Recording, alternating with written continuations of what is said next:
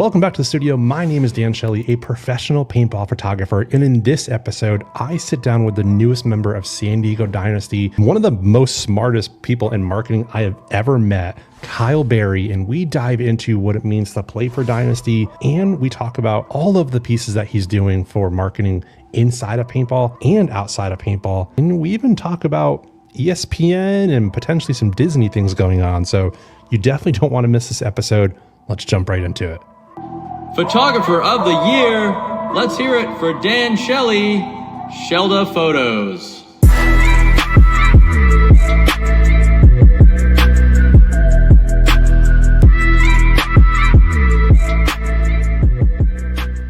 Hello, and welcome back to another episode of the Shellda Podcast.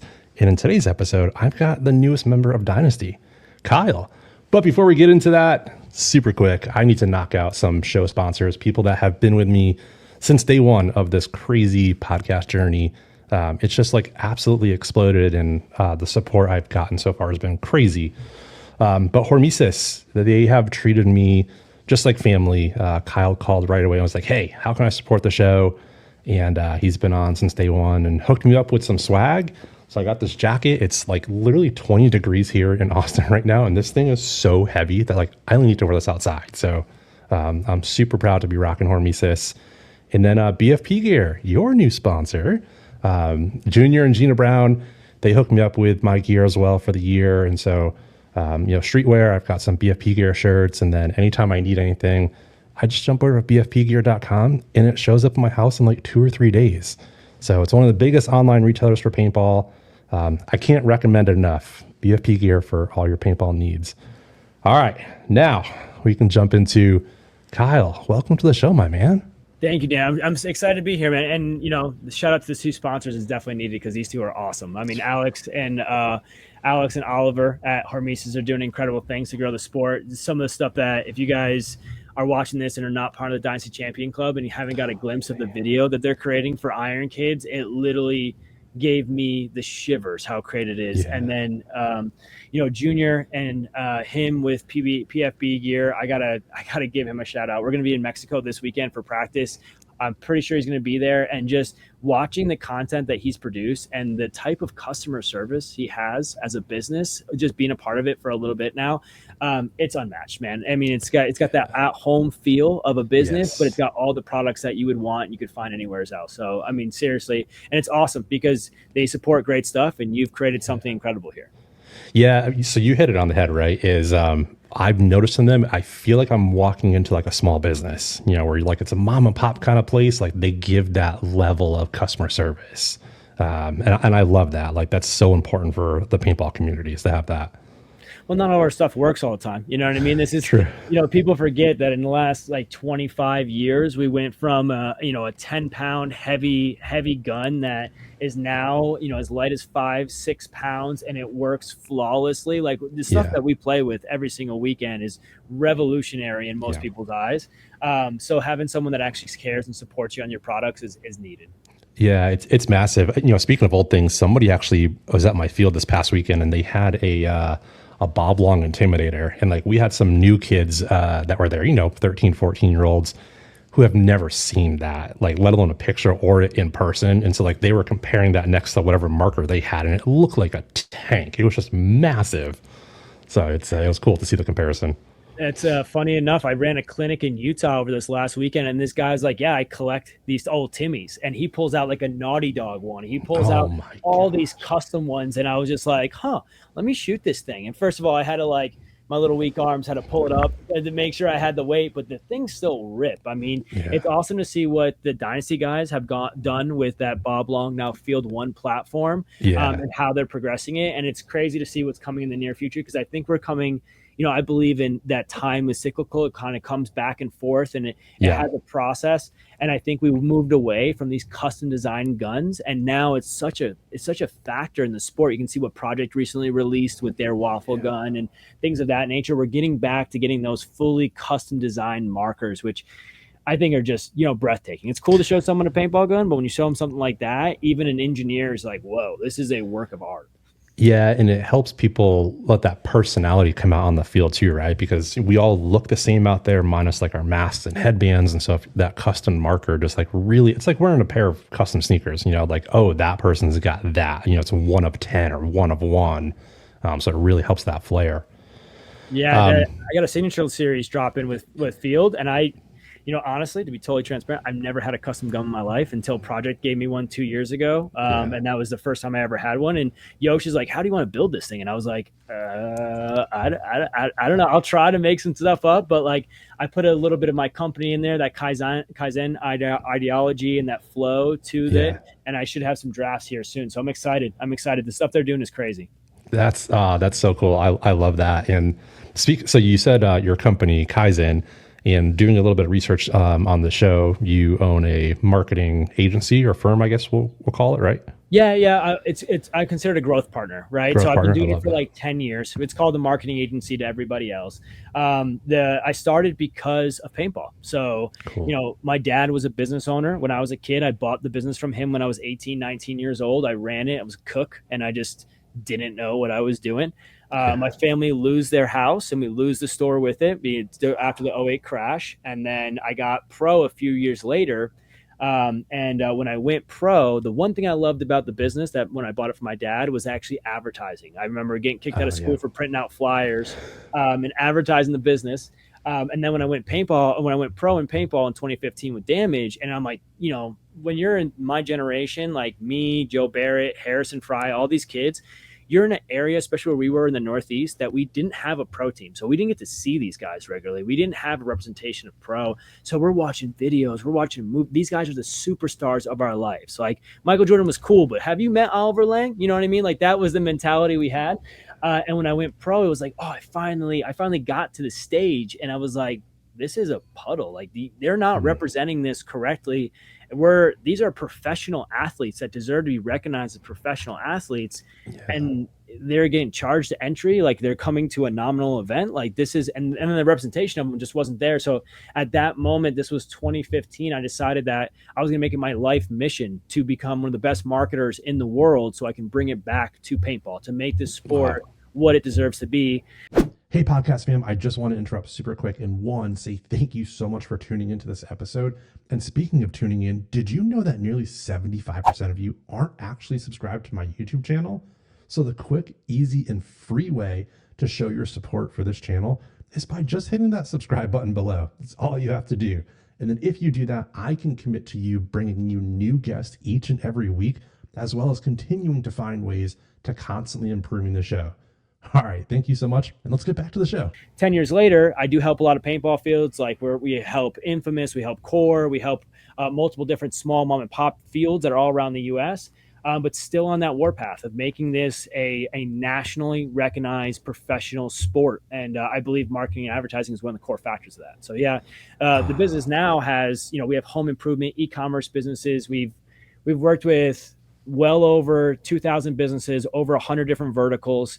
And really our focus is like, we build systems to bring in profit. Like you talk to a lot of people, they'll build a website or they'll do Facebook ads no, we use these tools and leverage these systems so that we can develop a profitable, scalable system that will bring in actually money after your COGS, after the cost for advertising, after all of that. And it actually helps build the dream that these business owners set out to start in the first place, all around the concept of finding the common denominators of success in marketing, to correlate them all together and bring them back into paintball.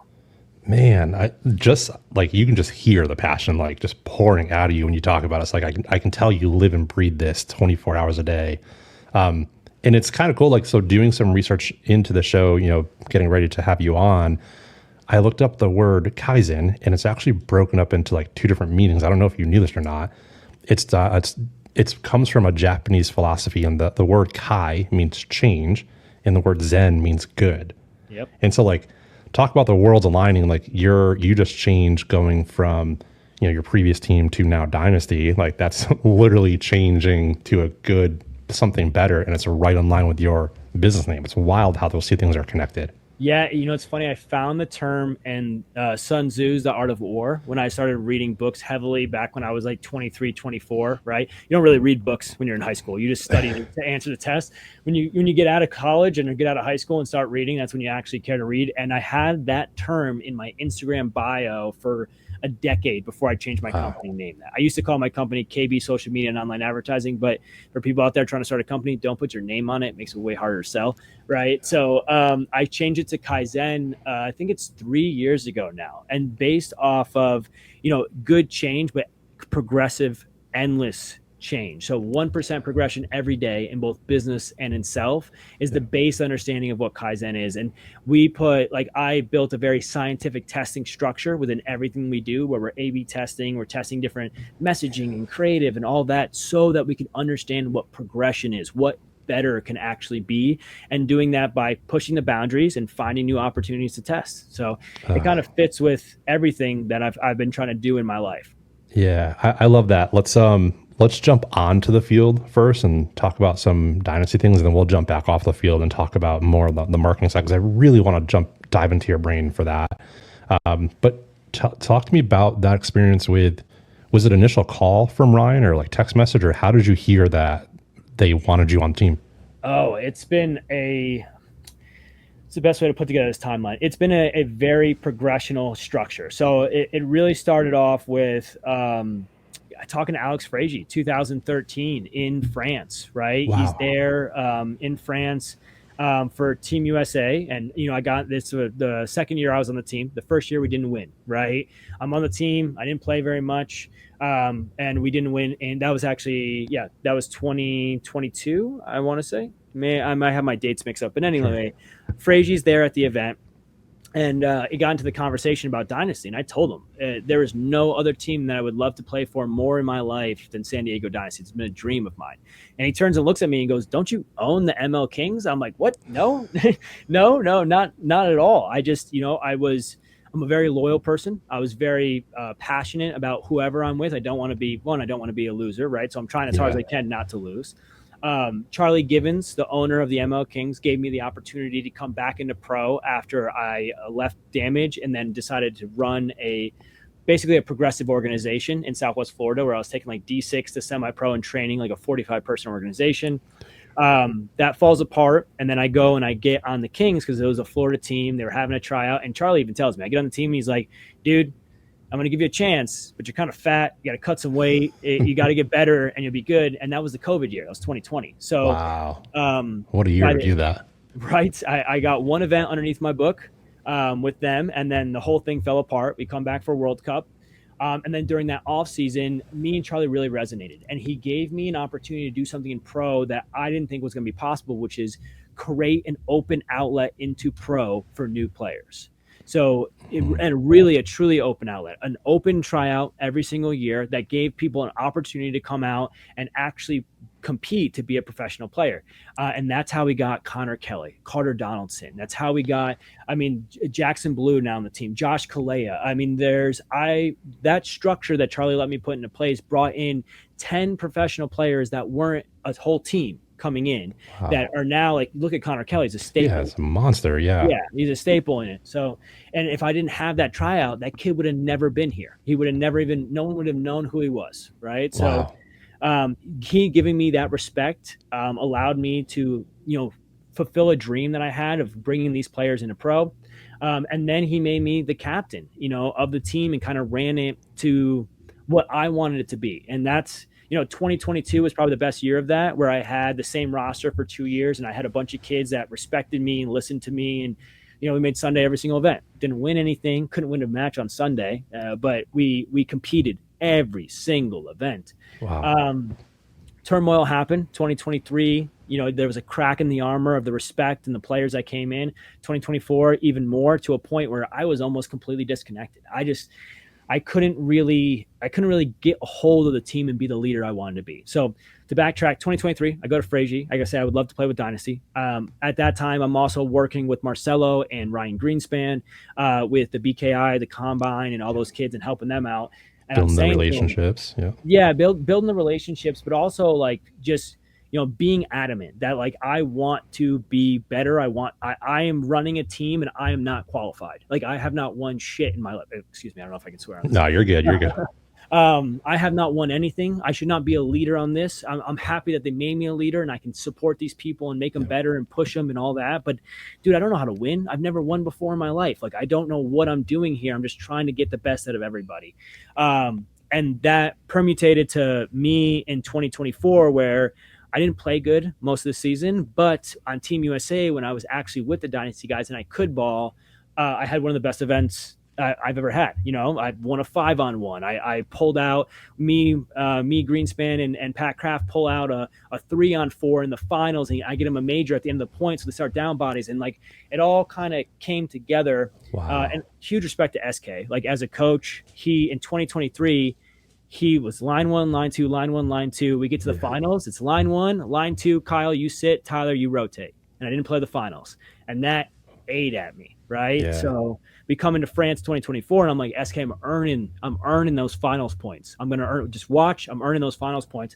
We get to the finals, and he's like, you 100% earned it. Go get it. And Cool. What a payoff. What it was. Yeah, 100%. It made you feel, I the first event I ever won was that event, I believe in 2023. Yeah, 2023 with Team USA. It's the first national event I've ever won. Wow. And in my soul, I'm like, I didn't win anything.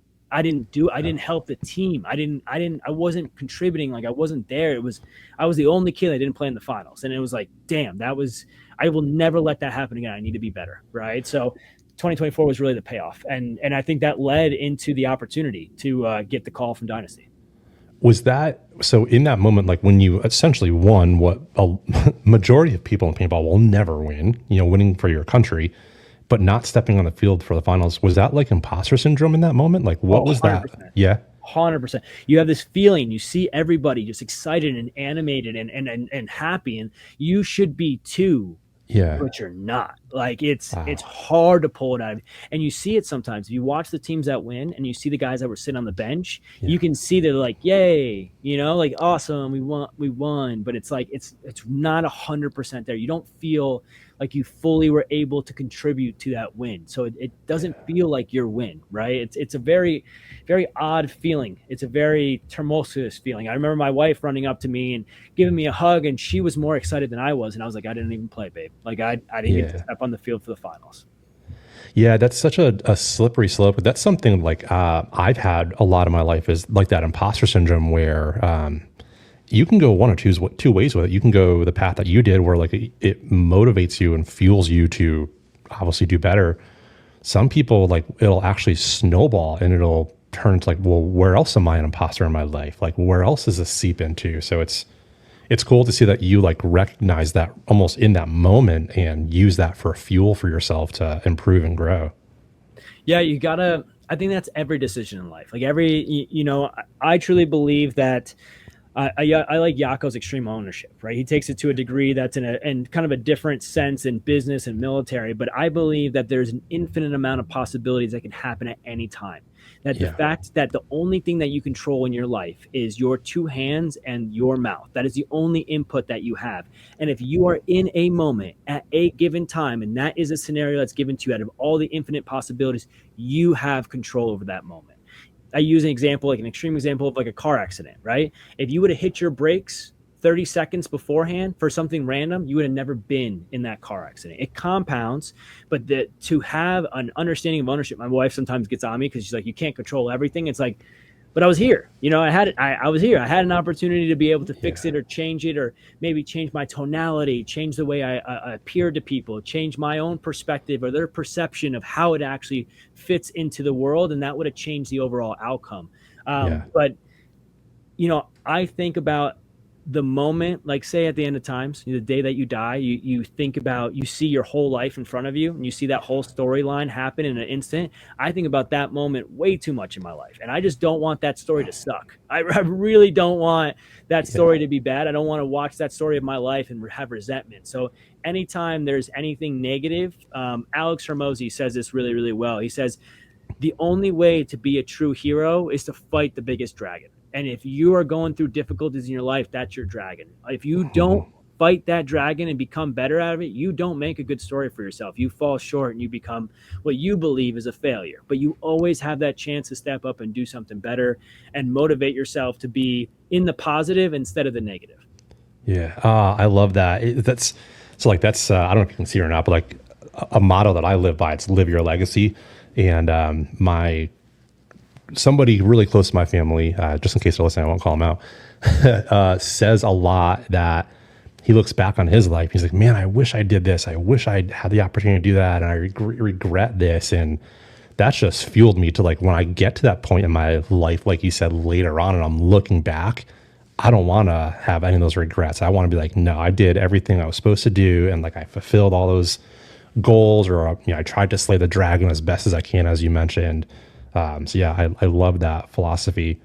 Where does that come from for you? Because I hear that a lot early on, is you are super passionate and you're super driven. So like, what do you tie that to?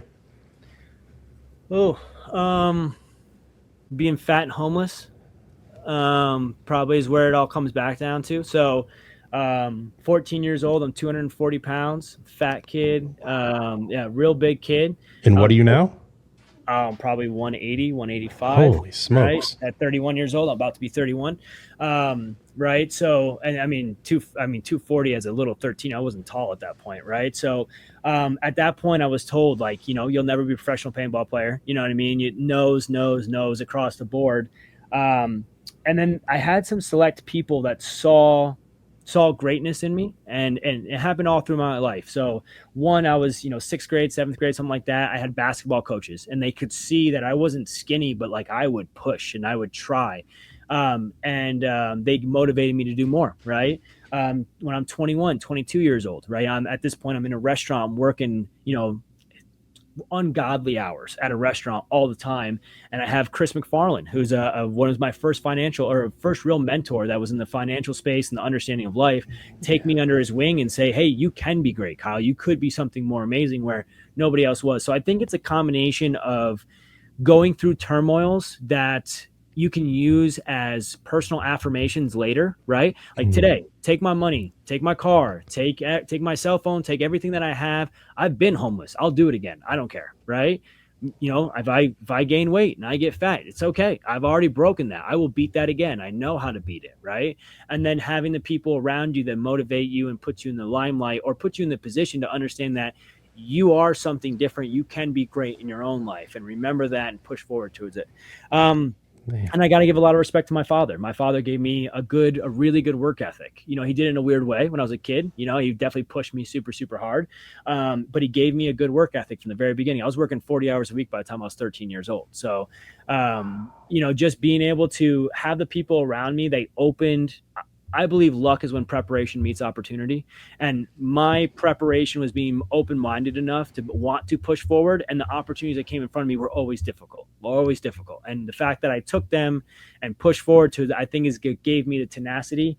And, it's going back to that movie At the End of Your Life, right? Do I want to look like a lazy, not enjoying what I'm doing? Right. I had this conversation with my mother-in-law the other day. The energy that you bring into a room resonates all the time. So like if I walk in, I got my first Dynasty practice this weekend. If I walk in and I am a mute and I am quiet and I am unanimated and I am closed off, do you think these guys are going to want to talk to me? Do you think that I'm going to get information from them? Or if I'm humbled and I'm excited and I want to be better and I promote that and I propose that in front of them, it gives an open door for communication and to be better, right? And that's all I care about. I want to progress and I want to be better, and I want to be able to lift up those around me with that energy and also get that energy back. I always compare it to like a dance room, right? You walk into a dance room and no one's dancing. As soon as one person dances and breaks the room, it just allows everyone to kind of open up and be comfortable with it. And even if I look like an idiot, I don't care. I want to make sure that I try to share love, positivity, and positive energy to kind of keep the world going forward in a better place. Wow, man, I got so many like chills when you were talking about that. That's such a incredible story that's now a part of your journey to like set the foundation of who you are as a young adult and progressing into your professional paintball career and obviously your business. So thanks for sharing that. That's pretty vulnerable. I appreciate it. One other Dynasty question quick. You're going into your first practice, whether it's this weekend or at the layout practice or at Tampa.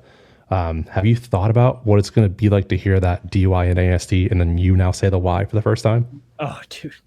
I have been, my wife thinks I'm crazy because everything that I got in Dynasty, I've been waking up at 5 o'clock in the morning to go to the gym. Like it's a level of motivation. It's funny because I've said it before I was ever on Dynasty. I've said the DYNAST, and I've thought through it. You talk about before we started recording, talked about how Archie loves to manifest and he's got this concept to be able to manifest. And I always called it goals. I always said this is my goal and this is what I want to accomplish. And Dynasty was always on that goal board. And it's like I said, last year in 2024, I felt a little disconnected. I have never felt more connected than I have today. And I haven't even got to play a single point with any of these guys. So hell or high water, it's going to be an amazing experience. And I cannot wait. I honestly cannot wait for that moment because that's what gives me shivers. The ability to be around those guys gives me just goosebumps to be able to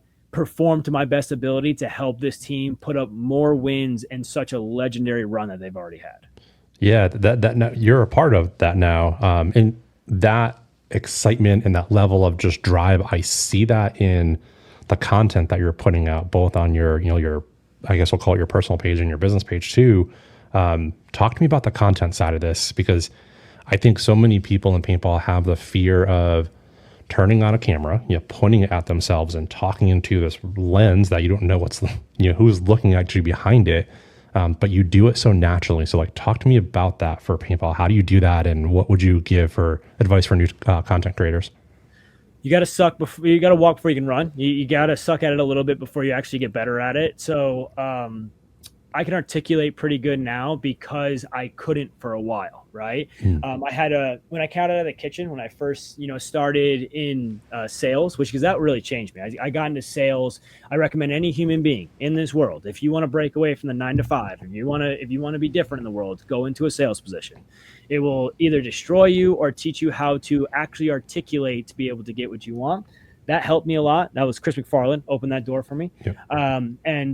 That really helped me. But then I just had to start producing content. I had to, I have my first YouTube video that I ever created still on my Kaizen page, and it is horrible. I am stuttering. I am choking up words. I say the wrong thing. I actually use the wrong terms in the wrong place a lot of times. Wow. There's multiple errors across the whole thing. And I keep it up there as a reminder of, you got to continuously do this. You got to continuously produce content. At my current moment in life and producing content as we go through this, I was always the kid growing up in paintball that would tell the waitress or the waiter or wherever we were that we were a professional paintball team. And I remember I grew up with Harris Hussein. He brought me up in the game in upstate New York. And I remember him being yo, shut up. That girl's cute. Don't talk about paintball. I'm like, dude, not the right mentality. I believe this is one of the most incredible sports in the world. And for the fact that, 80% of the people, may hopefully less, 80%, go out and spend their hard-earned money on Saturday and Sunday to play this game and then undermine it or don't talk about it or don't hype it up in the public eye and in the eye of their family and all of that blows my mind. Mm-hmm. It's the coolest sport in the world, and we should tell people about it. We should be informing people about it all the time. So, I think the first step, if someone wants to go out there and create content and they want to be confident about it, just create content. Don't be concerned about how people are going to take it. To be totally honest, if you put out something and it sucks and people blow up your Instagram, the algorithm don't know a difference between a positive and negative comment. They're gonna put more boost and more strength towards that post. And what hopefully it does is motivate you, like we talked about before. You take it negatively or positively. You take it positive and say, okay, I can get more out. Let me get more content out. I got more eyes. I can get it out in front of people. So producing content is one. Two, talk about stuff that don't bullshit anybody. Everyone knows. See right through it. Right, you can see right through it. Just, and if you don't know, say you don't know. It's totally cool. You could be out here and be like, I have no idea how to snap, but this is how I do it. How do you snap? That could go viral. It could be a whole different position for paintball.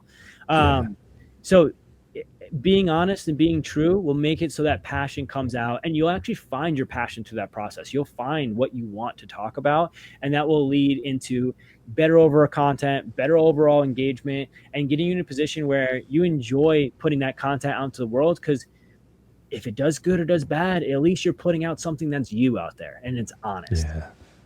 Yeah. Thank you for sharing that. That's one of my good friends, Joel, just started pumping out some paintball related content, and we had lunch a few weeks ago just to like talk about brand strategies and how to put a lot of content out there. And the thing we kept coming back to is like, just do what you're already passionate about. And like every morning he already shares like the supplements that he takes and the workouts that he's doing. I'm like, that's your passion, so like lean into that.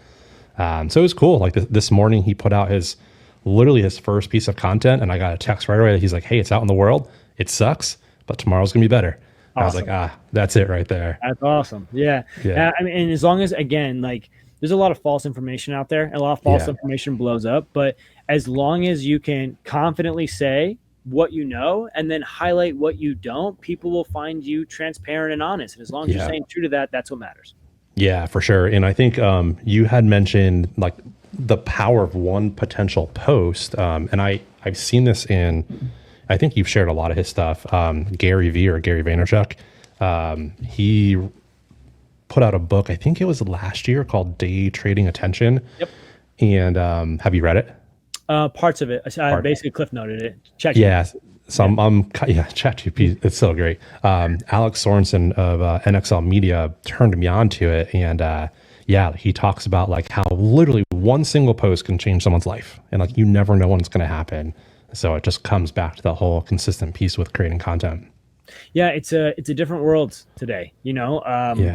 If you guys haven't traveled overseas yet and haven't actually got to talk to Europeans, America's not great because we helped win the World War II. And they're not great because of our technology. We're great because of our movies. We were made famous because of Hollywood through and through. And Hollywood used to be the creator of movie stars. Today, that's not the case. Today, your phone is the creator of movie stars, right? You can get any piece of content out there at any time. Yes, is there a system about how to develop hooks, calls to action, storyboarding it? If you guys don't know how to write a story, go watch or go read Story Selling, the hero story is a concept. You can look that up on Google. The hero story is a concept that we've all watched a million times. It's the basis around the structure of all the videos that we watch.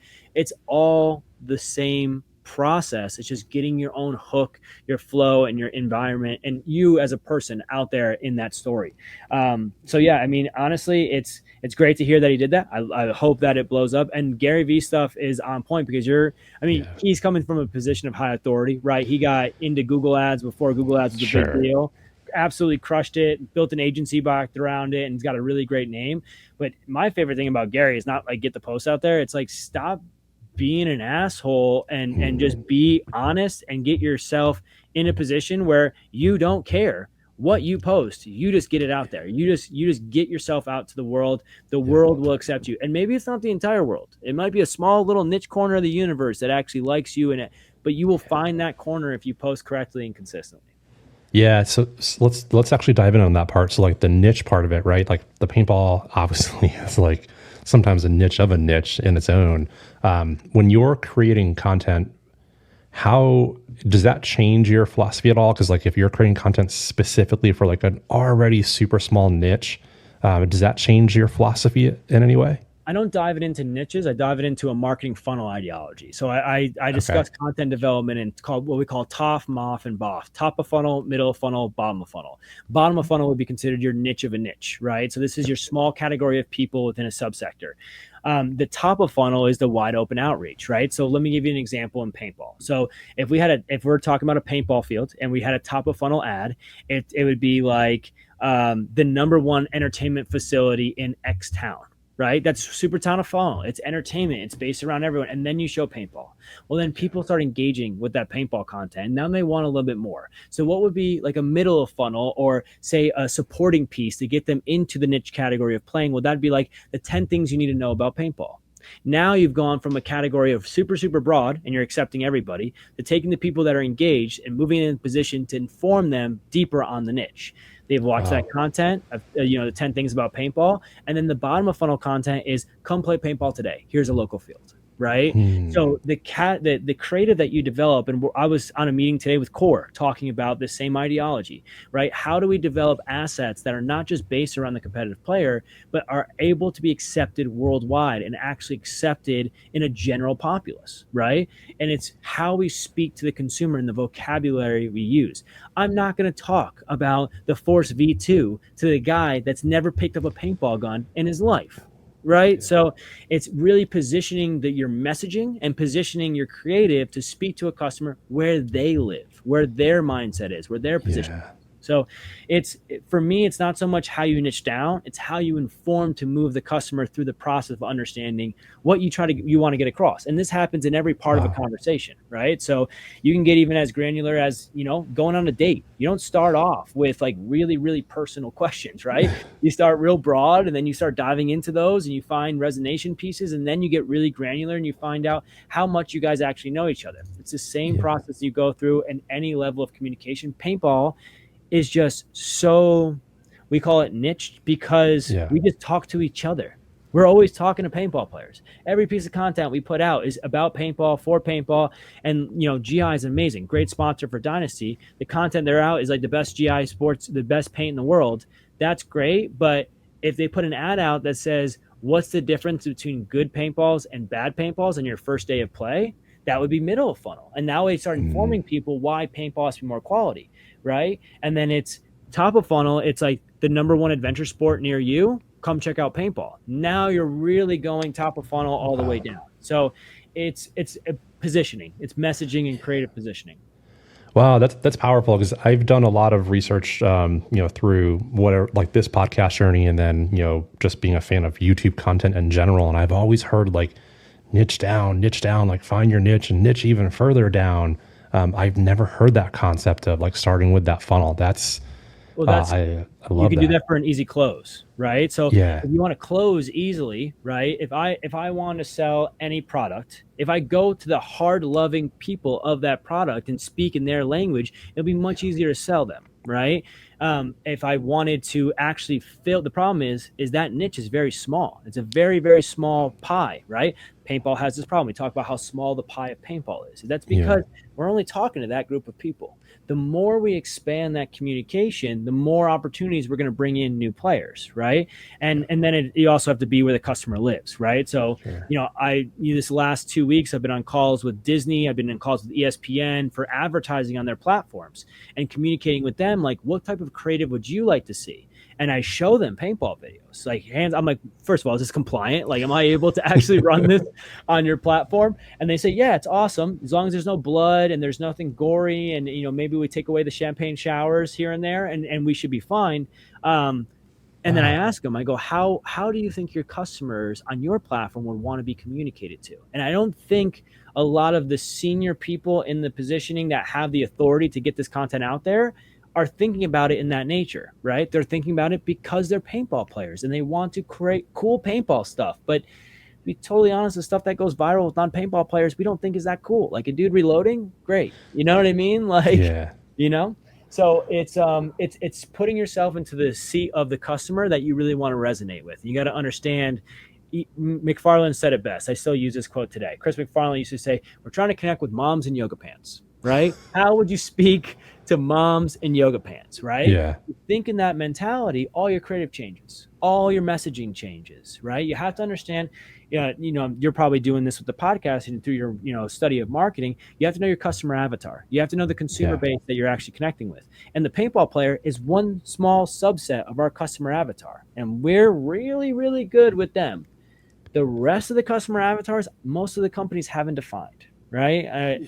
When I do advertising for paintball fields, I never target a paintball interest. Why? They're going to find the paintball field. My job naturally. They're going to find it. They love paintball. They'll find a field. You know what I target? Upcoming birthdays, parents with kids the ages of 8 to 16, right? And then outdoor adventure sports. I target other entertainment facilities that could be as, let's call it dirty as paintball is. Because there's some parents, mom in yoga pants will show up. Mom in the Lululemon's driving the Lambo. It's a little bit harder to get to the dirty paintball field. You know what I mean? So yeah, totally. right? So you got to understand who the consumer is. You got to speak to them where they are in the process of understanding paintball, and then we have to work them through that process. Yeah. Wow. So like, as you were talking about that, and I definitely want to jump back really quick to the whole Disney ESPN piece. But one of the things that you had mentioned is they don't want to see the champagne and the celebrations. That's the exact opposite. Like I would have assumed that that's like the payoff for sports is like, here's the pinnacle of it. So it's fascinating that they actually don't want to see that. Is it just because of the alcohol piece?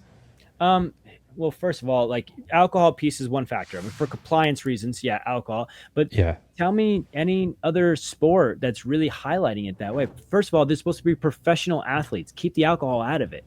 You know what I mean? Sure. Like, Michael Jordan used to have pictures of him smoking a cigar. Sitting with the champagne bottles. Tell me the most recent, professional athlete where you see the same imagery. You really don't. They might see it here and there when they win, but it's very short lived. It's not on main face advertising. It's not on the billboards. It's not any of that, right? Wow. What they're trying to project is this is a professional sport, and for you to be this good, you need to strive this hard. AKA, you need to start young and you need to work year after year after year, and you need to pay for cleats and basketballs, and you need to do this for decades to get the payoff of being this top level professional sport, because it's not easy. If you represent this professional sport as a hobby or something easy, it's the most undermining thing you can do to paintball, period. Because we lost Kyle, but he'll be back in a minute. So Kyle told me in the pre-show that he's obviously live from Utah, and I think they're going through some crazy storm right now. And he said, hey, I'm probably going to blip. My internet will go out, but don't worry, I'll be back. So we'll be back with Kyle in just a minute. That's okay. I already told hey, you probably were going to blip and due to the Utah and whatnot. So no worries at all. We're back. Bouncing off the mountains or something. I'm not quite sure what it is, but just to cap that off, undermining the sport as not being professional creates an opportunity for our players to undermine it, right? So they don't act and treat as it being top level, which means, let's be totally honest. If I told a 19-year-old kid that they can get $100,000 contract from playing paintball now, that's one thing. I called MJ the other day from Diesel and just asked him hey, are these numbers real? No, I don't care. I don't want your personal business. I don't know. And I can't give you an answer if they're real or not. That's all up to him and Mouse and whatever. But if they are, let me get a news article. Let me put it in the newspaper. Let me tell people that their son and daughter could make a living off playing professional paintball. Think of that headline, right? Yeah. Paintball, the next sport that you can make a living at. Think how much influx of players that we would have just from that single line. Yes, no matter what, it's not NBA and NFL numbers, but it's way more than skateboarding and snowboarding and all of those, right? But that's how esports took off, right? It was that one person who got their first contract, and now look at esports. It's massive because people knew that they could make a revenue from it, and now it's mainstream media. The problem is that us in paintball, we like to undermine a lot of the stuff that we do, and we work really hard. Like Tom Cole busts his butt to put the stuff together that he does. They do a really good job. It's just, do they believe it? Do they truly believe it could be the number one sport in the world? Do they think it could be bigger than the UFC, bigger than the NFL? I do. I truly do. And that's why I get so passionate and hype it up. Yeah, I love it. Thank you so much for sharing. And again, the theme through this is I can totally see your passion, and we need more of that. I think Marcelo said it a long time ago in one of his podcasts where he was like, I'm proud to wear my paintball shirt at the airport. I'm proud to tell the person sitting next to me, hey, I play paintball.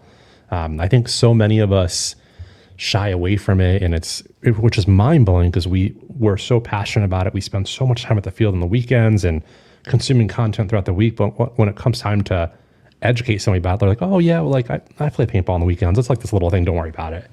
We just shove it off. Yeah. And it's the reason the sport where it is today. Yeah. Totally. You know what I mean? That's what I truly believe. The reason we're at the position that we are today is because two major folds. One, the community itself does not hype it up.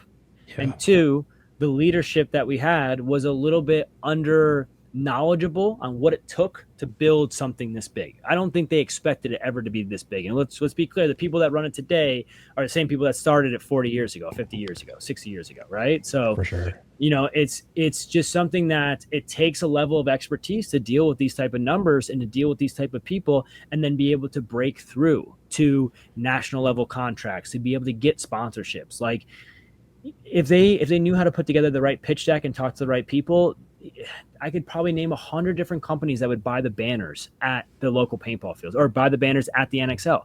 That much traffic, that much walkthrough, the CPMs and the outreach cost is very, very little. And it's a consumer base of high influent consumers, right? Maybe there's a few of us that got by being good and not having that much money, right? But in general, to play the sport, you got to have some serious cash to be in it for so long. So, it's something that I just don't truly believe they knew what they had. And they're always now trying to catch up. They're trying to catch up and catch up and catch up. And when you're trying to catch up, it's like the girl that, that it's the difference between that, the girl that you have to search for and go after compared to the one that just falls in your lap, right?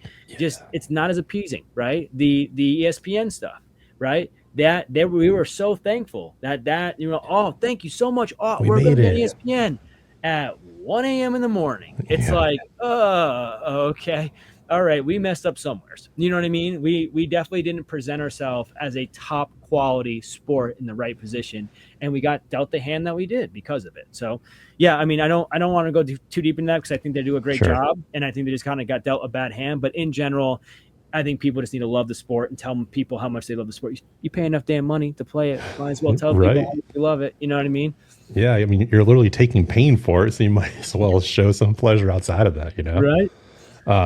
Let's jump more into what you do for a living. So we talked about the marketing piece of it, running essentially the marketing, the growth that you're doing. What does your Monday through Friday look like? Because I know in the green room, you said I was the last of 17 calls today, which is wild. So run us through that. If I showed you my calendar, you'd puke.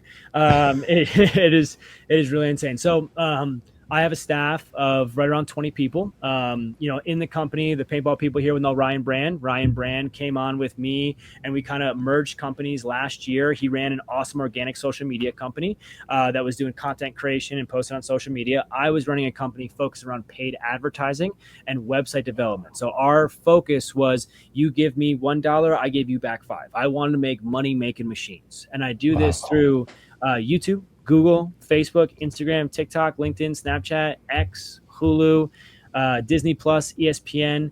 I am the nerd that went through and read the meta algorithm. I know how the algorithm functions. I read the TikTok algorithm. I know how they functions, and I built advertising system based around their algorithmic structure to get the best response, to find the right customers, and lead to either lead generation, direct revenue build, whatever the core goal is of the business. So today, are my 20 staff members. We do website development, content creation, organic social media posting, paid advertising on social media, email marketing, CRM, customer relations, or internal processing, optimization, and development, all based around supporting new customer acquisition or getting new customers into a business, and then getting the most value possible from that customer so that you can run a profitable company. Wow. That's holy moly. I don't know how you sleep. You must be like caffeinated. Oh, I'm actually at this current moment, I'm pretty much cut down on caffeine, but I am averaging about 4 hours and 50 minutes a day in sleep right now. It's been a crazy start of the year. And a lot of exciting stuff, the combination of the motivation from Dynasty, and the opportunities that we have in business. Like, we have a 7-figure company now. It took me 10 years to do it. But, in that process, you don't get there by screwing people over or not holding clients for a long period of time, aka doing good work I do month-to-month contracts. So I'll keep people in my business for 6 years on a month-to-month basis, right? So, it's all based around really, my the day-to-day activities. I start off normally with connecting with my team. I train every single team member that I have. I have one-on-one conversations with them. I connect with my clients throughout the day. Like today's meeting started off with in 3 or 4 internal meetings, talking to my team, optimizing certain practices, giving opportunities of stuff that, I've been studying and working. I'm constantly reading books. All of these books behind me are not ones that are reading. I'm at the in-laws right now. It'd be a little insane, but constantly reading, absorbing new information, passing it to my team, and trying to make them better at their job and overall increasing the value of the company. Then it goes to client meetings where I'm sitting down with clients one-on-one talking about, I had a call today with a HVAC company out in Seattle, talking to them about, okay, what is the competitive analysis in the area? How much are people spending? What should you spend on Google? What are the top keywords to go after? Is your website optimized to do so? Do you have an internal system that can take in this lead influx?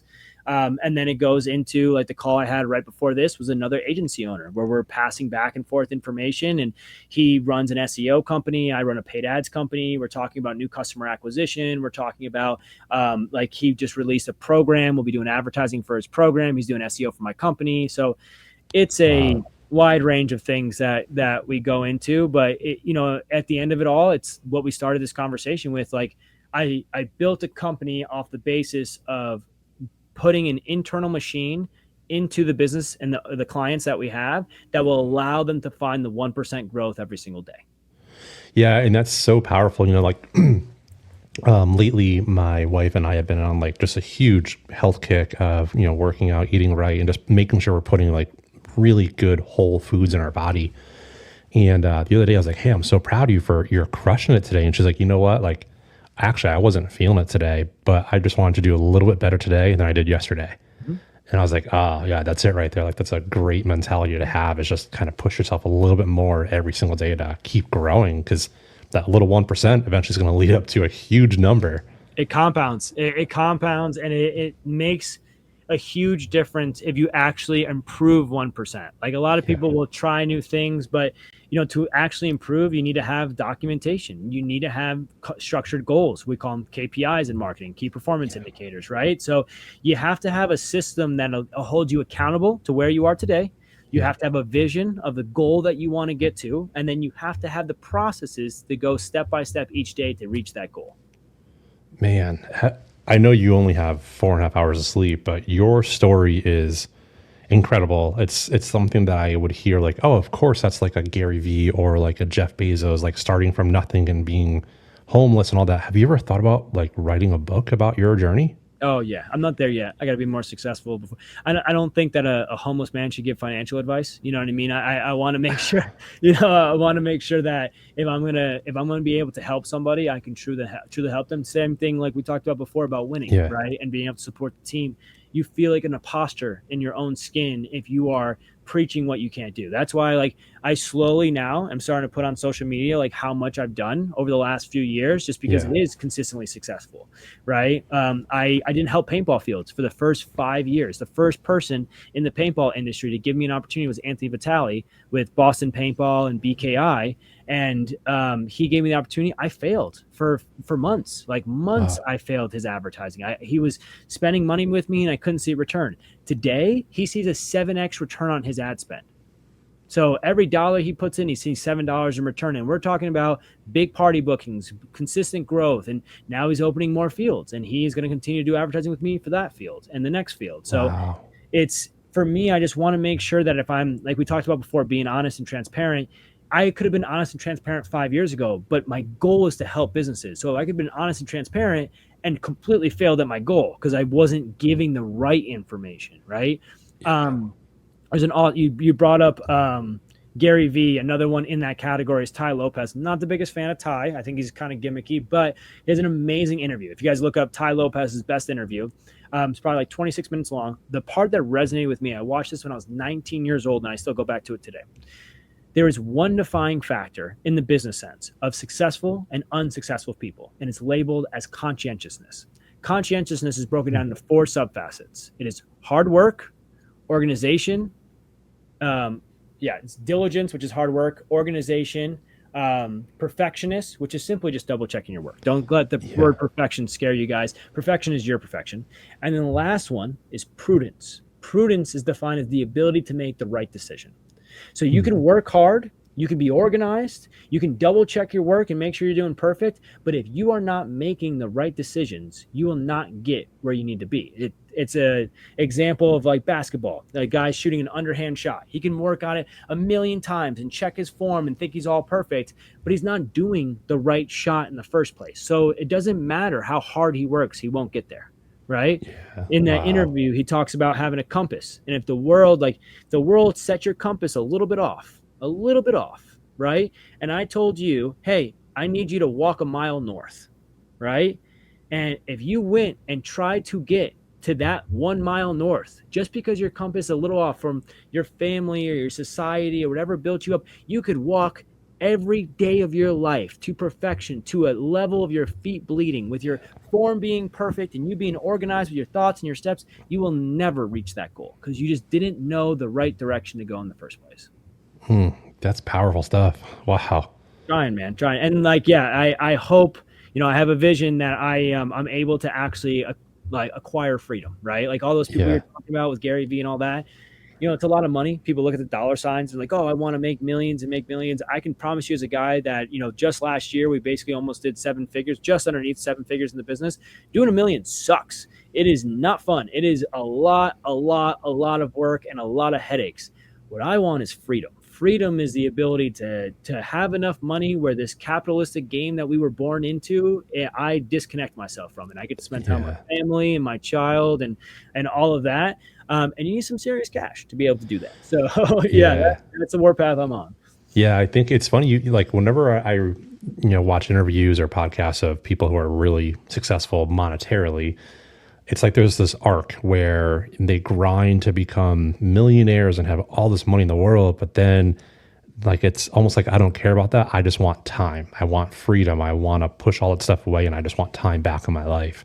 And I hear that a lot from people is they just want to have more freedom and more time to be with their family and do the things that they're passionate about.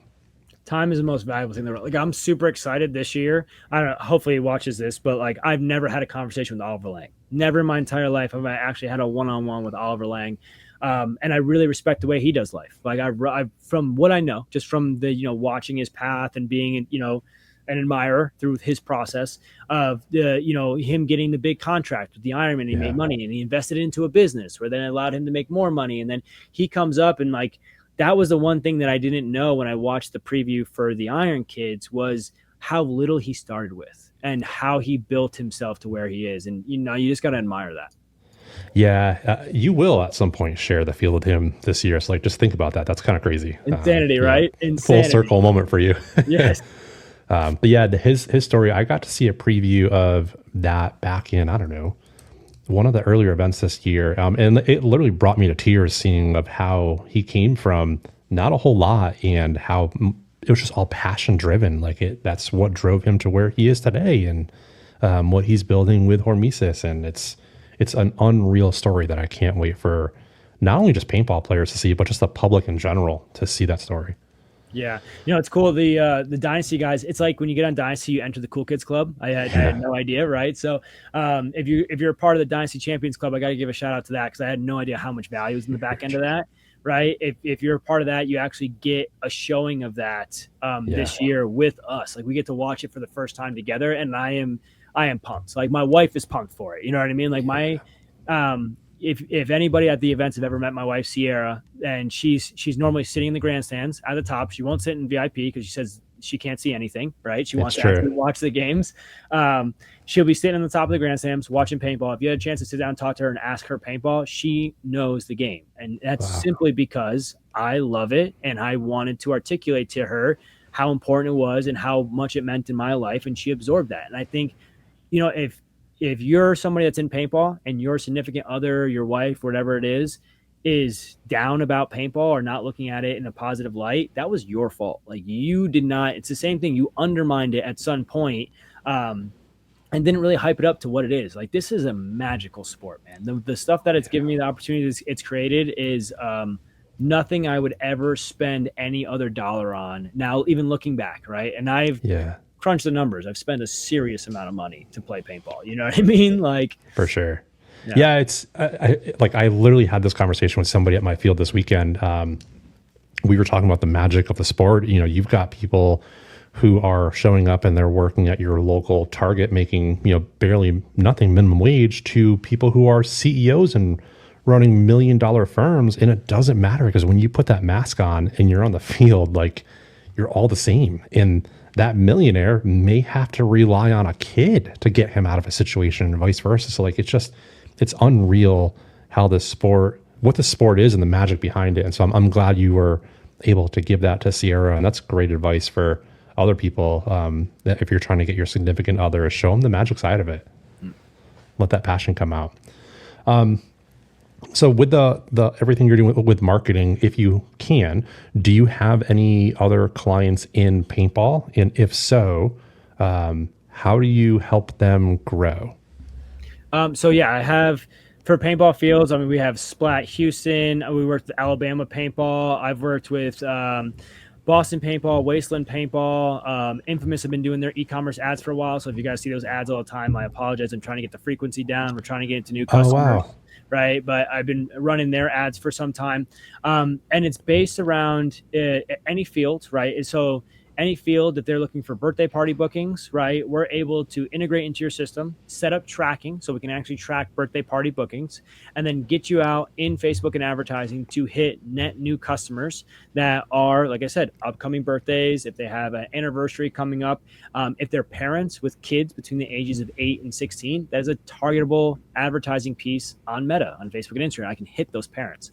So we help. Ryan helps develop the creative with the field itself, as well as some of the internal stock videos that we have now that was actually created inside of paintball. So X Factor Paintball Field has some incredible videos that we're able to leverage. I've seen those. Yep. Yeah, we're actually leveraging those across the U.S. now to help out multiple different fields.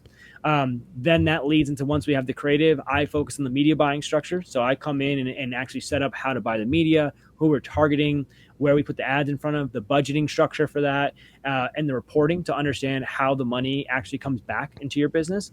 And then the third partner, Sonny Lozano, he's the email guy. So he's the one setting up so that when the customer does come in for that birthday party and they come in for their first visit, afterwards they're hit with emails that says, come back for your second visit and your third visit. We have found that it is probably around 4 to 5 visits or the purchase of 1 to 2 pieces of gear that will lock a customer in for over a 50% chance of them coming back organically, which is huge. That's what you need to get to, right? So our goal is to set up systems that get people to the field, get them to play paintball for the first time, engage them to come back a second, third, and fourth time, get them to purchase a product from the field, preferably a mask and a marker. That was really what locks them in, and then allow them to flourish throughout the paintball system. Our next goal is really helping in Giant Party Sports. One of our clients as well is doing this incredibly well with Clint Johnson. He's the man, and him and MJ are now setting up what I call the Developmental Paintball League, a program that I put together in 2017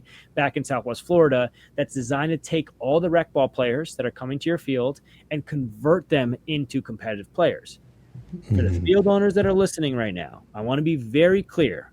Your rec ball player that got you an $80, let's say it's got you a $100 average ticket order, and your cost on that was $45 to $50 with paint, entry, insurance, and all that good stuff.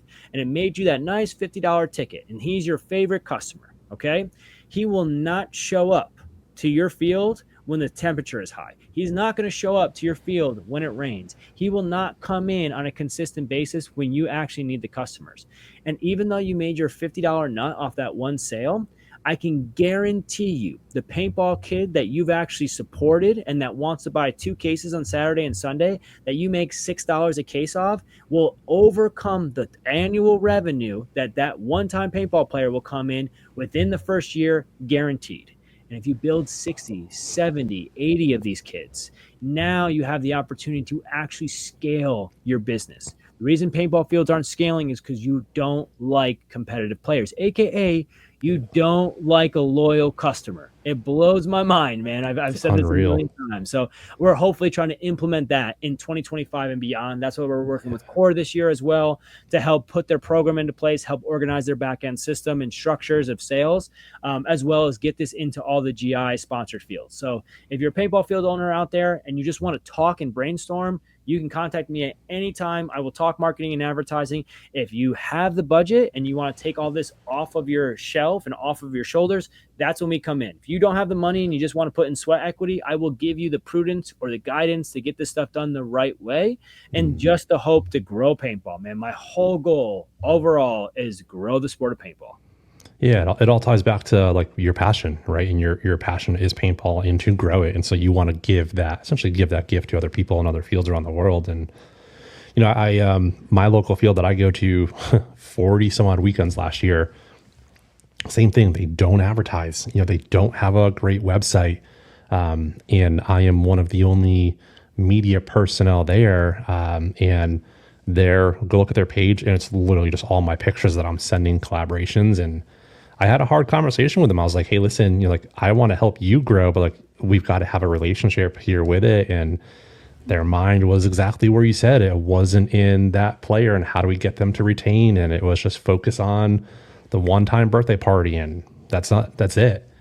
So it's very frustrating. And, I even said like, hey, you've got to capture emails. You've got to capture to do surveys. How did you hear about us? Just some small basic stuff. And it's like, that's not what we want to do.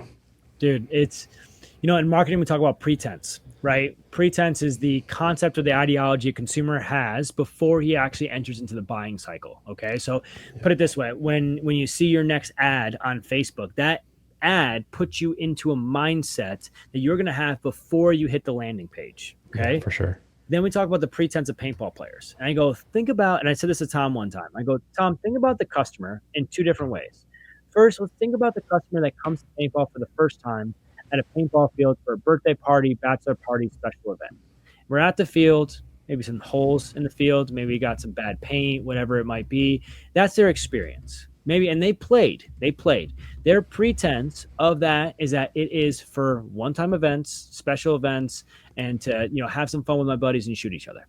Compared to if the first time they ever saw paintball was World Cup.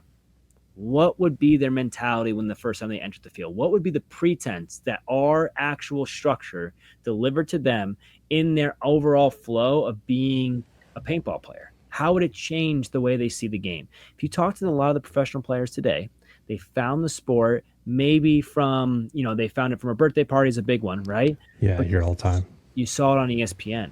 You saw it in the magazines. You might have saw it as a birthday party, but then you ever hear the red car theory?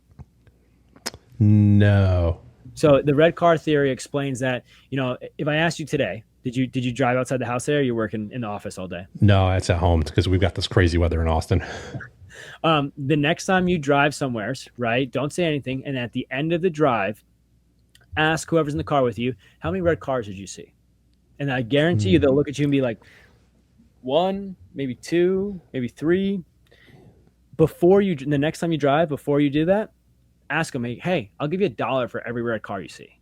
I bet you they'll tell you exactly how many red cars they saw in their process, right? Yeah, I see it. Yeah, wow. So it is where we put our attention is where we get our overall mindset, our perception of the world is where we put our attention, right? So we have not correctly put the attention on professional paintball, because if we did, the overall mindset would be this is a professional sport, right? Yeah. Instead of a one-time hobby, right? That's the biggest thing is if we could confidently as an organization, as all paintball players together, treat professional paintball. And listen, it's not because I play it. If I didn't play it, I'd still act the same way. If I never made it to this degree, I'd still be in the same boat because I'm a fan, right? Sure.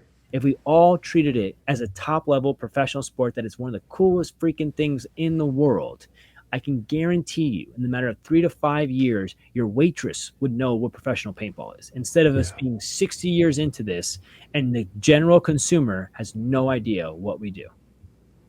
Yeah, wow. You're just like mic dropping all this knowledge on the show. I mean, I appreciate that you're digging into it. It's cool. I think, I'm waiting for the day when I listen to Play the Game podcast or another podcast, and they ask the same questions, right? Like, hey, how did you do Star, or where did you get in paintball? And we've heard it hundreds of times of birthday parties or things like that, but I haven't heard anybody say yet, oh, I saw it on TikTok, or I saw something on Facebook or Instagram. Like, I'm waiting for that day because it's just gonna be such a monumental shift for us. Yeah, we're gonna have to give it another 10 years because we've got a bunch of old dogs in pro right now. You know what I mean? Yeah. That's. I mean, it's got to be happening, right? I mean, I've gone through some of the numbers that we see on the organic social. I mean, some of the stuff you've put out, some of the stuff Yosh has put out. You guys as content creators are incredible. I mean, and you have a beautiful canvas. You know what I mean? Like, paintball is a gorgeous thing. It really is, right? So, but if you look at these actual numbers, they're on a consistent basis. There's not many other sports that are hitting the numbers we have. I don't see, sandbags with cornhole. Yeah, cornholes don't get the numbers that we get, right? So, I truly believe it's not so much a presentation of the business that's a problem. It is the full funnel approach that is the problem. We don't have a top, moff, boff. We don't have how we speak to new people, how we bring them in, how they come to a field, and then how we get them competitive. Because the big break is the fields, man. The fields are the spearhead for the growth of paintball. And if you don't believe in competitive paintball, we're just going to die. You're going to burn your own field into a ground, because if the kid doesn't want to come every weekend for a higher goal, why should he come? Why should he come and play? You know what I mean? Like, it just mind boggles me sometimes that they don't see the difference between average ticket order and lifetime value. Understand lifetime value, and you will understand where you should put your attention. Where do you see paintball content going in the next 5 or 10 years? And everyone always says, they ask this question with they are trying to guide the person to say on TV or mainstream, but coming from your marketing perspective, where do you see the content going? I see major live events with a 3-minute delay. Let's be very clear. Paintball should never be live to the second. Sure. It is not. No other sport does that. Every other sport has a delay. We haven't figured it out yet, but live on YouTube, I see it live on a national presentation. I don't like the way that we've done paintball in the past on national TV, the behind the net scenes and all of that. All of that promotional play of getting ingrained with the player is not supposed to happen on national television. That's supposed to happen on the back end and the social medias and things of that nature. National television is the top line promotion of the sport. So I believe in a grandier top line promotion that we can see on ESPN, on Hulu, on YouTube Live. The Go Sports themselves as a publication has done a great job at getting the content out there, but the paywall makes it restricted for new customer acquisition, and it's just difficult. I do see the opportunity for breakthrough in the video game space. We've done it multiple times now. The new paintball game that just came out is beautiful. I know. What's the name of that game? I can see it, but I don't know the name of it offhand. I don't play video games. I don't either. I don't know it on the top of my head, but I think that's beautiful if leaned in correctly. Right, it brings in that younger demographic. But when I see paintball in not so much 5 to 10 years, in 10 to 15 years, I see the fields being different.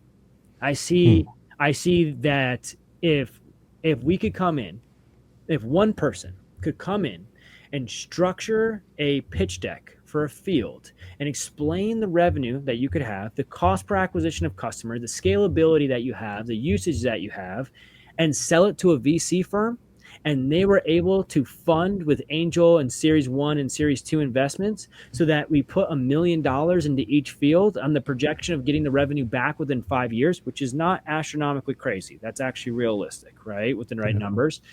You would be able to then mass produce high-end entertainment facilities around paintball fields. A go-kart track would be nothing compared to a facility that you could go in and have a reball, a splat ball or a gel blasters for the children, and then a reball center for the moms that want to stay clean and they don't want their kids to do dirty, and then a paintball field off to the side that it's all indoor and it has paint, and even if the paint had a very, very loose shell and it wasn't such a heavy pigment and it was more watery and it was easy to clean off, and that's how we did recreational and that led into competitive. You're talking about indoor and exterior facilities that have bathrooms, that have turf, that could hold events. The level of professionalism that would be needed to do that is not here yet, but I believe it's there. The Russians talk about this a lot. Red Legion and those guys, they have a system in Russia that has been very, very successful with indoor. They have this idea that they're projecting of indoor, clean, reball-based facilities, and they're doing it in a totally different part of the world successfully, right? They're doing it pretty well and they grow, and they can't get the opportunity to do it here in the US because people can't fathom what that would actually look like. They don't see it as professional. So in essence, Dan, I think 3 to 5 years, I hope and pray that we can look at the sport and we say, we look professional. it almost sounds like you're visioning out more whole centers based around the sport. And like, obviously talking to you, I've learned a lot about marketing. And as you're talking about these different parts of that center, like whether it's a reball or like that, more of a water filled and the dirty part of it, it's something for every segment of that demographic, right? Like you've got the person who wants to get gritty and dirty. You've got the person who just wants to try it and not get hurt.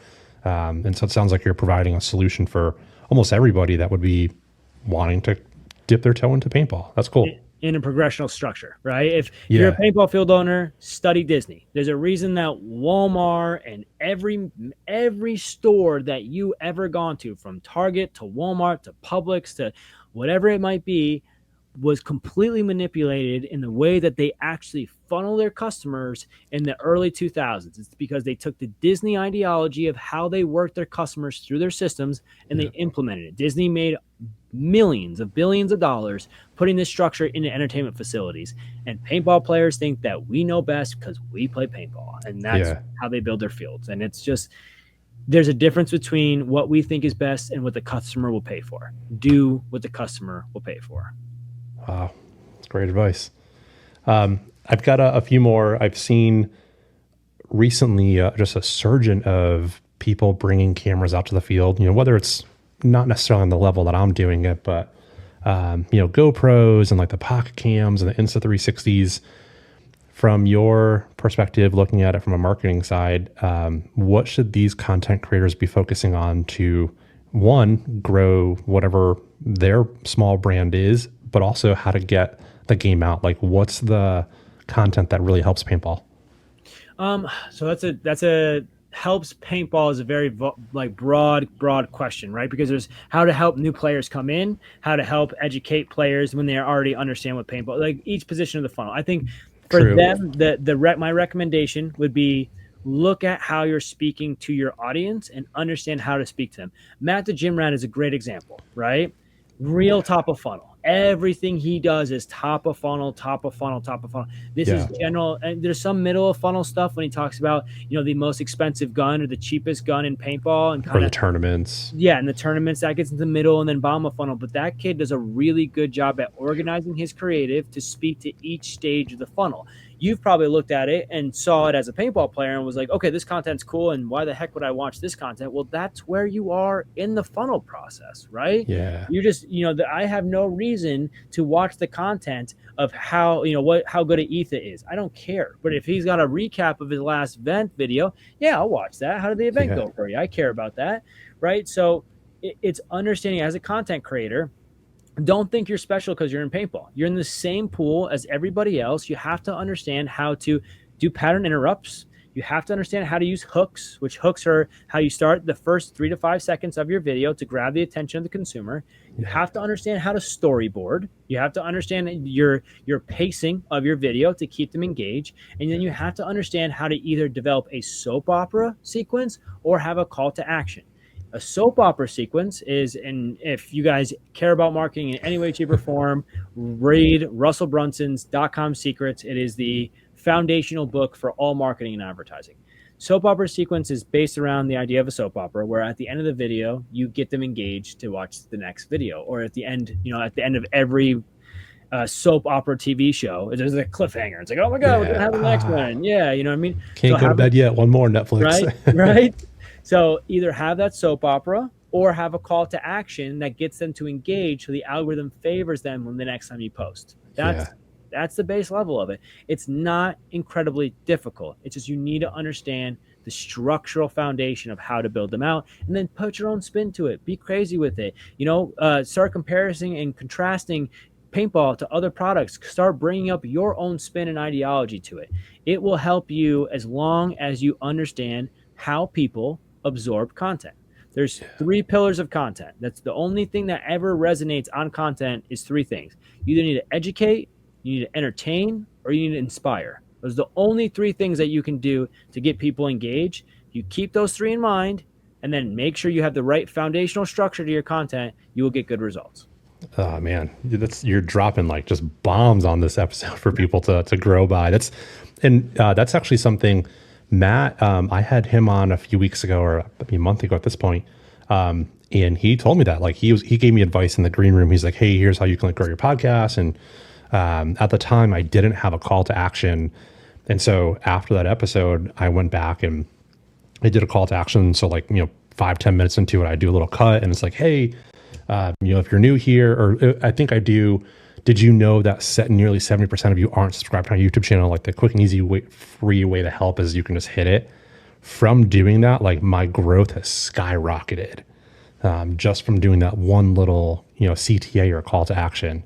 So yeah, you're spot on with it. It helps so much. You got to give guidance. Like Yeah. if you're just based around education, it's still the way that these algorithms function, the way that there's so much noise in the world that you have to secure attention. And the real thing, and Dan, you brought it up when you were talking about the paintball field, is the real thing is ownership of content, right? Like, to be on TikTok and have 10,000 views or have 100,000 followers don't mean nothing if it gets banned. People realize very, very quickly in that little 24-hour span where it got cut off, like, oh, I can't speak to my audience at all anymore. I've only had 6,000 followers on Instagram. I had 100,000 on TikTok. What am I going to do? Yeah. Owning the consumer base is super, super powerful. How do you own it? You build a community. The community has to be internal, right? That could be, Discord is a little bit of a rough example, but at least you have some type of grab for that customer and have easy communication. But having the contact information, first name, last name, phone number, email. You have that contact information. If one platform dies and the next one comes up, you can just input your contacts into the next one. Yeah, I'm glad you brought that up, because I've seen that as a theme recently. And a lot of my research is with the boom of AI and, how AI is creating content on behalf of people. And we're going to get to a point where it's hard to know what's real and what's not. The research that I've been seeing a lot of from a lot of different people is over the next few years, communities are going to be so important, and creators are going to start to almost put their communities behind a paywall, so you have a real genuine person that you're talking to and not like a robot or AI. Has that come up at all in any of your marketing, or like what your plan is? That .com secrets, Russell Brunson wrote it 20 years ago, and he's the most Wow, really? is an email list to own your customer list.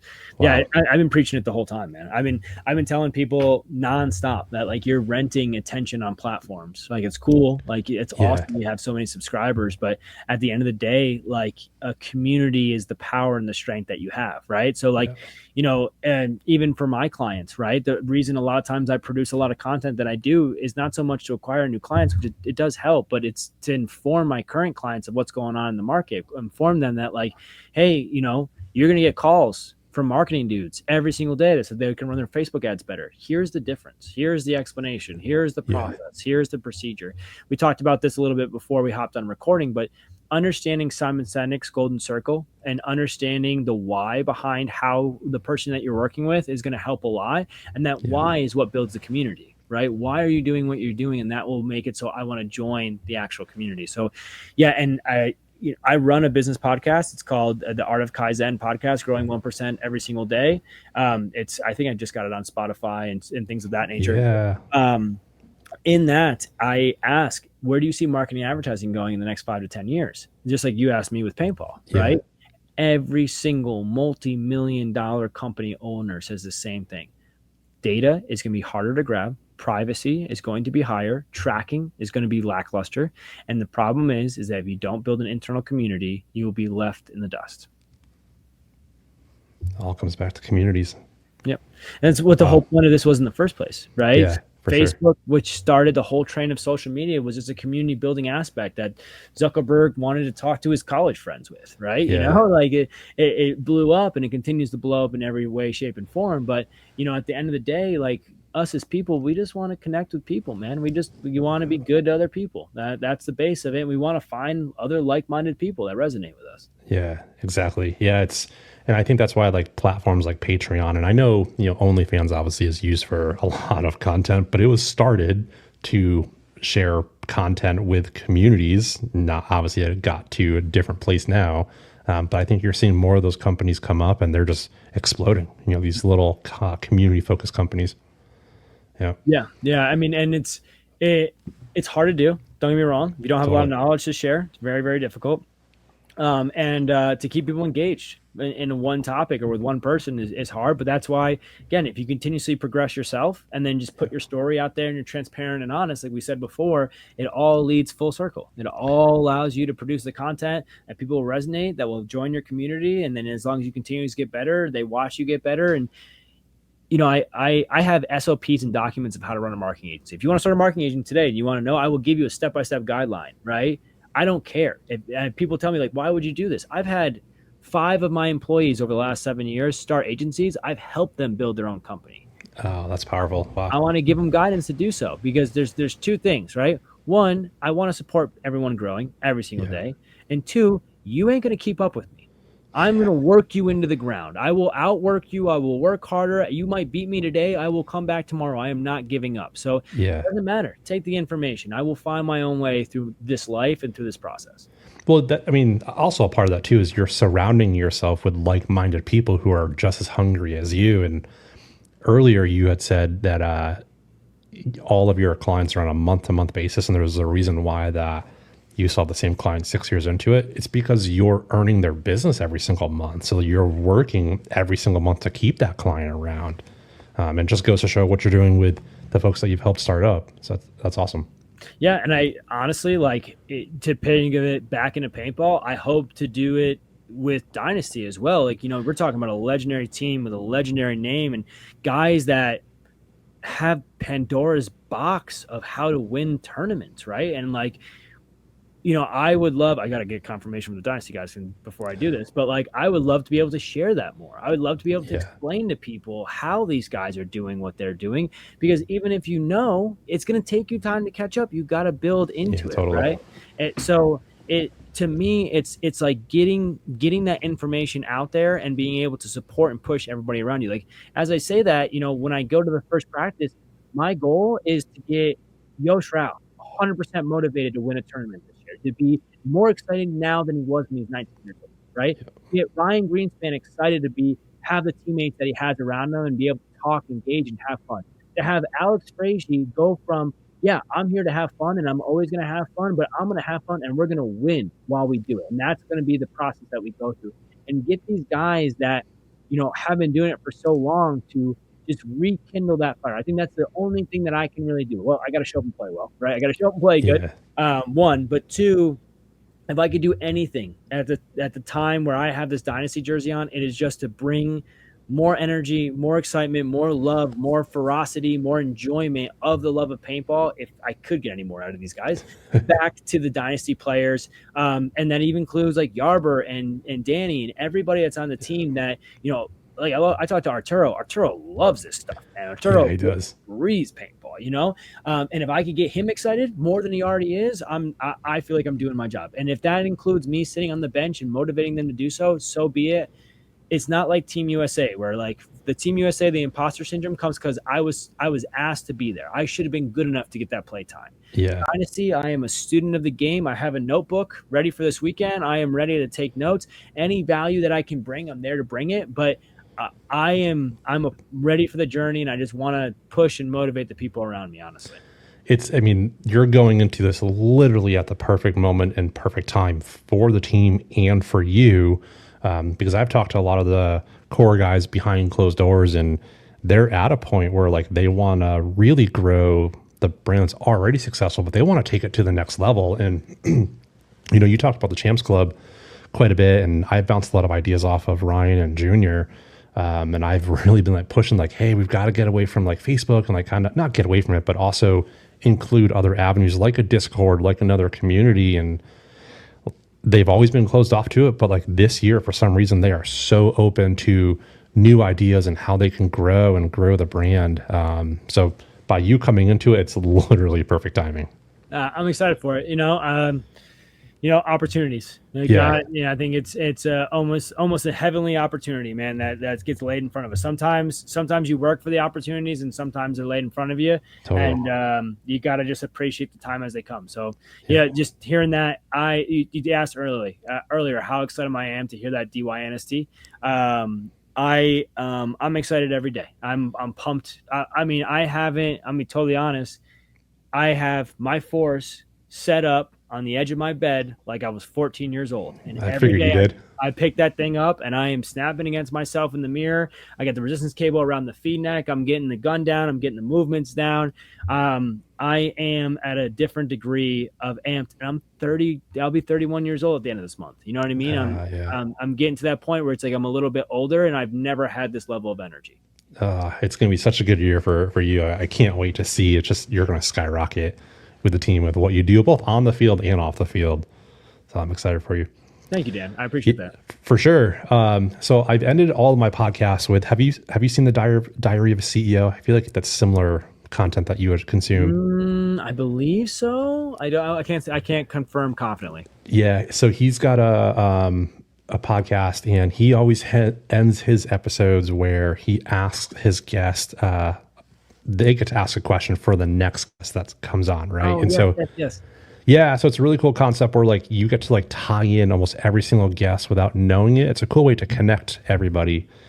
So I have a question for you, and then you get to ask a question for my next guest without knowing who it is. Okay. So this one is actually, it's a pretty deep question. And the cool thing about this, like my questions have gone from super deep to like the complete opposite. And I mean, complete opposite of, is cereal a super chowder? So like every question in between there, it's gone. But your question comes from Ryan Gray. I just had him on, and he said, first question, what predeceased family member would you want to have lunch with again, and why? Oh, right. That's a tough one, man. I've lost, if I could sit down with my cousin RJ and my cousin Sylvia, who both passed away before the age of 28, from crazy unknown reasons, I would give the world. My cousin RJ got me into paintball. Wow. Yeah, I found it at first. I showed it to him. He found a competitive field.